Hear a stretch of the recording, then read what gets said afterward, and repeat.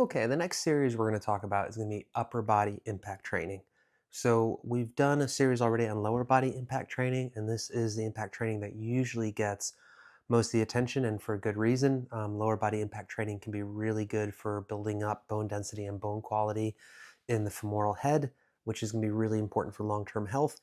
But one of the other things we want to consider is upper body impact training, specifically for the wrist area. Sometimes we'll talk about the distal forearm area or the distal radius. So essentially, just if you have a palm like this, that part that would hit the ground if you're going to catch yourself when you're falling. And in fact, that's what I want to talk about. Um, there's a kind of injury they call a FOOSH. So that's FOOSH, and that stands for fall onto outstretched hand.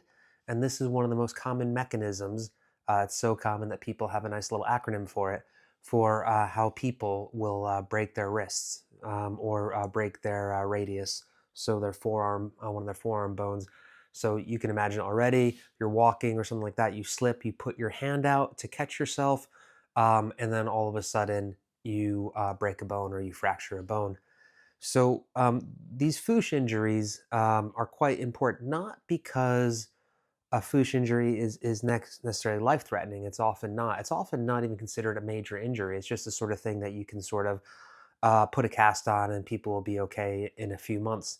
The issue is it can be what's called a sentinel or just sometimes called a warning injury, which means that if you happen to break your wrist, there's a good indicator that you probably have low bone density and you don't know it.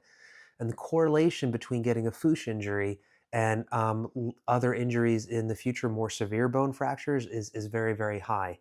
So having one of these injuries is a good predictor for low bone density in general, but it's also just something that we want to build up because we want to make sure that people have nice, robust bones. So if they do have to catch themselves, they'll have the bone density in the future. And one of the best ways to do this is just to get some impact in addition to the grip strength training, which we'll get through the carrying and some of the row and pull up variations. We're going to go ahead and talk about this as well. So this impact training is going to be really focusing on right here. And just as with other kinds of impact training, there are ways that we can modify how much impact your body is taking. So when we talked about the heel drops, so the heel drops because you're landing right on your heel, you're not really absorbing any of that energy by bending your knees or bending your ankles. It's just all going straight through. Same thing with the heel of our palm here. We can control how much impact the whole system is feeling by how rigid our elbows are. If we have stiff elbows, it's going to go right through and you're really going to feel this sort of jarring impact. If you have soft elbows, you can absorb a little bit.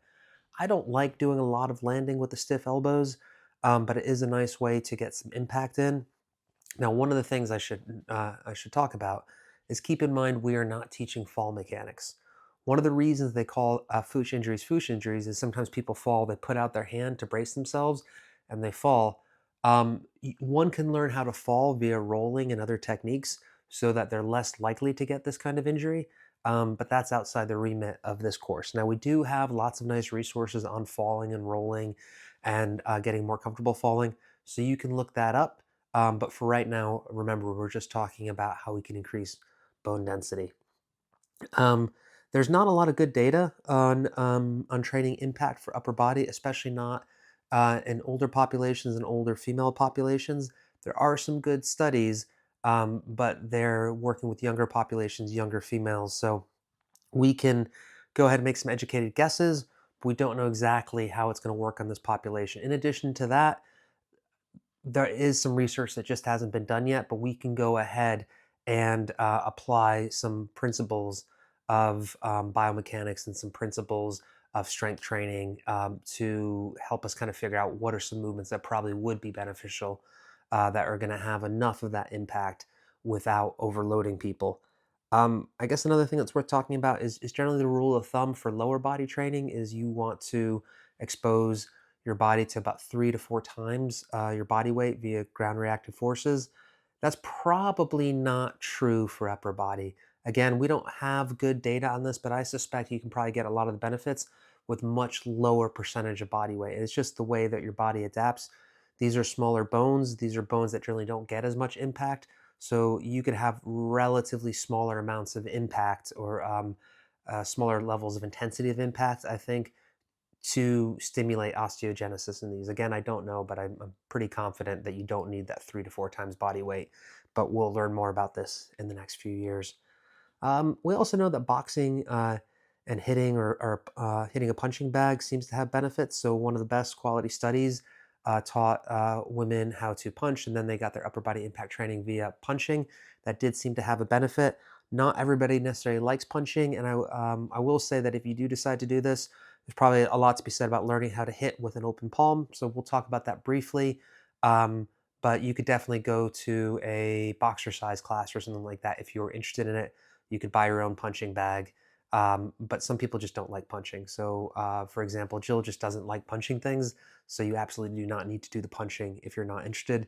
And then remember, this is meant to be done in conjunction with grip training. You do want to get that grip training to get all the benefits of the resistance training while also doing this impact training. So for the progressions today, we are going to have a few progressions where we're going to go ahead and do some wall pushaways with some small progressions within that. I'm going to talk a little bit about the open palm sandbag punching if it appeals to you, but if it doesn't appeal to you, don't worry about it. And then we're going to do a lot of work, a lot of different movements from a plank position or quadruped position. So we're going to talk about plank hip taps. We're going to talk about the wall pushaways, which will be a progression from the floor pushaways, various forms of walkouts, plank palm to elbows, elevated palm drops. Um, and after that, we can also talk about some crawling as well in another video series. So this kind of gives you different ideas for how to get this impact. For these progressions, none of these progressions are necessarily better or worse or even easier or more difficult than others. For these, you really just want to experiment. If you are concerned about your bone density, start off with some of the wall work. But once you get down to the ground, there are going to be different things, maybe core strength or tricep strength or other things that might limit how easy or difficult you find certain movements. So find ones that are a good match for you and then just think about how you can sort of progress that impact over time.